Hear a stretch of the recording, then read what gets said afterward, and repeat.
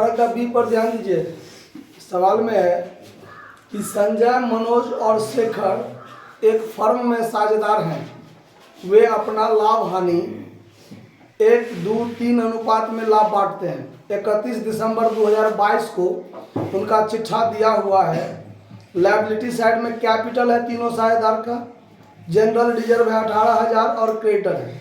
Assets में building, furniture, debtor, cash. तो liability side में एक आइटम है जनरल रिजर्व, जिस जनरल रिजर्व को सभी साझेदार आपस में क्या कर लेते हैं, बांट लेते हैं पुराने अनुपात में। उसके बाद है कि शेखर 1 जनवरी 2022 को अवकाश ग्रहण किया। अब देखिए ये 1 जनवरी 2022 नहीं होना चाहिए। इसलिए नहीं होना चाहिए क्योंकि बैलेंस शीट तो 31 दिसंबर 2022 को दिया हुआ है। जब साल के अंत का बैलेंस शीट दिया हुआ है तो साल के प्रथम दिन ये कैसे रिटायर करेगा? इसका मतलब 1 जनवरी 2023 को रिटायर करेगा।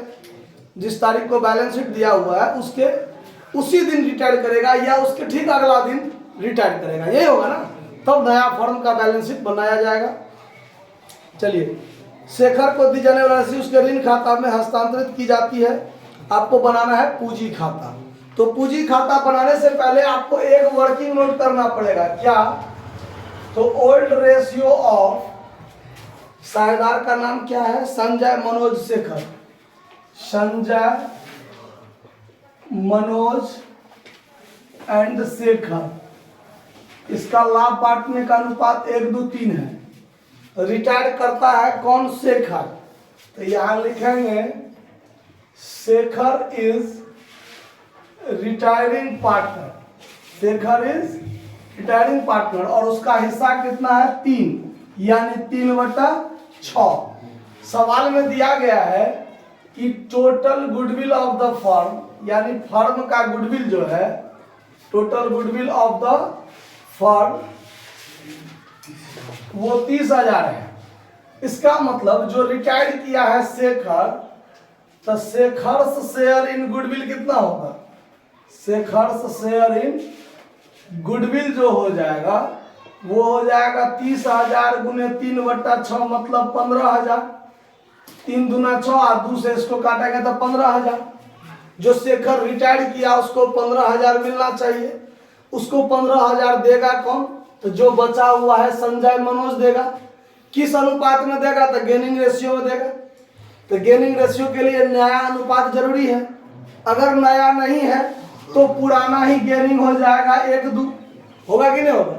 तो यहां पहले लिख लेंगे कि gaining ratio of Sanjay and Manoj, Sanjay and Manoj 1:2। तो संजय का हिस्सा कितना होगा? यहाँ गेनिंग रेशियो समझिएगा, जनरल रिजर्व नहीं समझ जाइएगा। समझे बात? मन में यही चल रहा था ना? हाँ, हम समझ गए बात, आप लोग को चल रहा होगा। यहाँ गेनिंग रेशियो समझिएगा, gaining ratio of Sanjay and Manoj. तो यहाँ पर संजय का शेयर कितना होगा? संजय का हिस्सा हो जाएगा 15,000 गुने 1/3 मतलब 5,000 और मनोज का हिस्सा हो जाएगा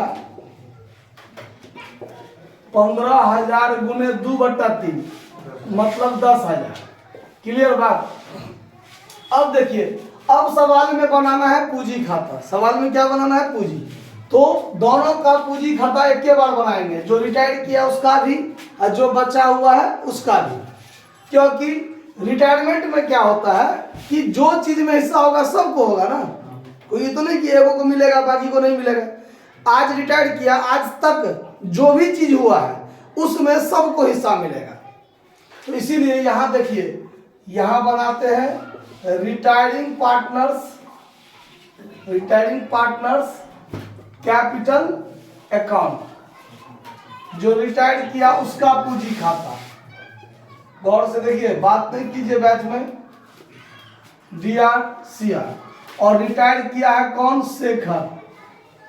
तो यहाँ या तो शेखर से कैपिटल अकाउंट लिख लीजिए या फिर रिटायरिंग पार्टनर्स कैपिटल अकाउंट लिखिएगा। तो यहाँ शेखर का नाम पोस्ट में डाल देना है।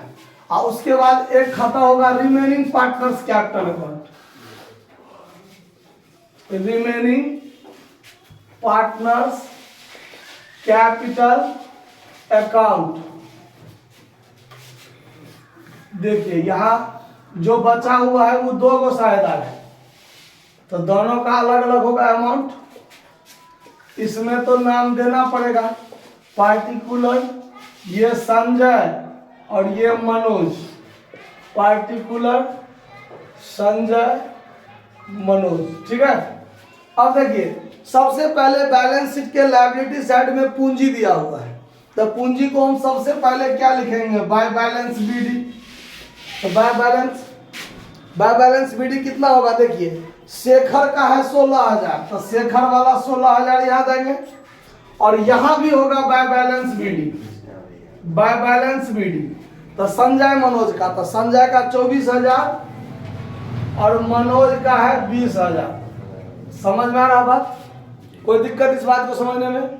उसके बाद बैलेंस शीट में जनरल रिजर्व है, देखिए 18,000, उस जनरल रिजर्व में हिस्सा इसको भी मिलेगा, तो बाय जनरल रिजर्व, और यहाँ भी होगा बाय जनरल रिजर्व। तो उस 18,000 को 1, 2, 3 में बांटेंगे, तो 3,000, 6,000 और 9,000 होगा। कितना होगा, तो 9,000 इसका होगा, 3,000 इसका, 6,000 इसका। क्यों, तो ये इसी अनुपात में ना बांटेंगे, पुराना अनुपात में।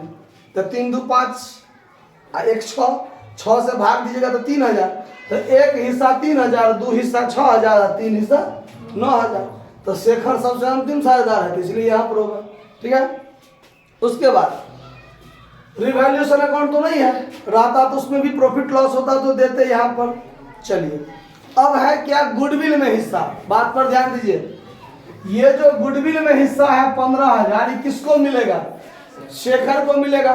तो शेखर का पूंजी बढ़ेगा ना, तो शेखर का पूंजी बढ़ेगा तो क्रेडिट से, ठीक है। और इसको देगा कौन, तो जो बचा हुआ है, तो जो बचा हुआ तो संजय और मनोज देगा। तो यहां लिखेंगे बाय संजय कैपिटल अकाउंट और बाय मनोज कैपिटल अकाउंट। ये बात ध्यान रखना है, 5,000 और 10,000, तो देखिए दोनों मिलाकर 15,000 हो गया इसको। और अब ये दोनों आदमी दिया है, तो इस दोनों आदमी का पूंजी घटेगा ना, तो घटेगा तो किधर लिखेंगे, डेबिट में, टू शेखर कैपिटल अकाउंट। 5,000 ही दे रहा है, 10,000 ही दे रहा है, बात आया समझ में। तो ये वाला काम, गुडविल का मूल्यांकन अगर दिया रहेगा रिटायरमेंट के समय में, तो हर एक सवाल में ये काम होता है। इसका जर्नल एंट्री भी आप लोग जानते हैं, रिमेनिंग डेबिट टू रिटायरिंग। तो रिमेनिंग डेबिट में है तो डेबिट में लिखे ना टू रिटायरिंग का नाम, और जो रिटायर्ड हुआ वो क्रेडिट में है तो क्रेडिट में बाय रिमेनिंग का नाम होगा ना। जर्नल से लेजर पोस्टिंग समझ में आया, कोई दिक्कत किसी को। अब आप आराम से इसको क्या कर लीजिए, क्लोज कर लीजिए खाता। तो देखिए ये होगा 16, 9, 25, अब 25 और 15 मिलाकर कितना हो गया, 40। यहाँ पर 40 जो रिटायर किया उसका पूंजी टू बैलेंस सीडी नहीं होगा, टू बैलेंस सीडी उसका होगा जो जिसका पूंजी बैलेंस शीट में पूंजी के रूप में रहेगा। इसका पूंजी पूंजी के रूप में तो नहीं रहेगा, लोन के रूप में रहेगा। यानी इसका जो पूंजी है 40,000 रुपया, वो इसके लोन अकाउंट में ट्रांसफर कर दिया जाएगा। तो टू शेखर्स लोन अकाउंट, समझ में आया। ये जो बैलेंसिंग फिगर निकला है 40,000, वो इसके ऋण खाता में ट्रांसफर हो जाएगा, समझ आया बात। और इस दोनों का टू बैलेंस सीडी पूंजी के रूप में रहेगा। तो 24, 3, 27,000, इसका 26,000, यहाँ भी 26,000 और यहाँ 27,000। ये 5 घटा तो इसका क्या बचा, 22,000।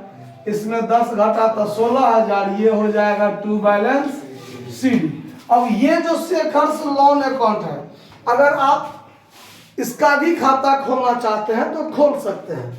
तो यहाँ पर अगर हम ऐसे खोल दें शेखर्स लोन अकाउंट, ठीक है, यहाँ डेबिट क्रेडिट, तो शेखर्स कैपिटल अकाउंट के डेबिट में शेखर्स लोन अकाउंट, तो शेखर्स लोन अकाउंट के क्रेडिट में क्या हो जाएगा, Shekhar's capital account by Shekhar's capital account. कितना रुपया, 40,000। और ये 40,000 टोटल करके टू बैलेंस CD कर देंगे। अब हो जाएगा ये टू बैलेंस CD कितना 40,000। क्यों? तो अब ये जो बैलेंस शीट में जाएगा वो 40,000 किस नाम से जाएगा? शेखर लोन अकाउंट के नाम से जाएगा। आया बात समझ में? कोई दिक्कत? तो इसको नोट कर लीजिए। धन्यवाद।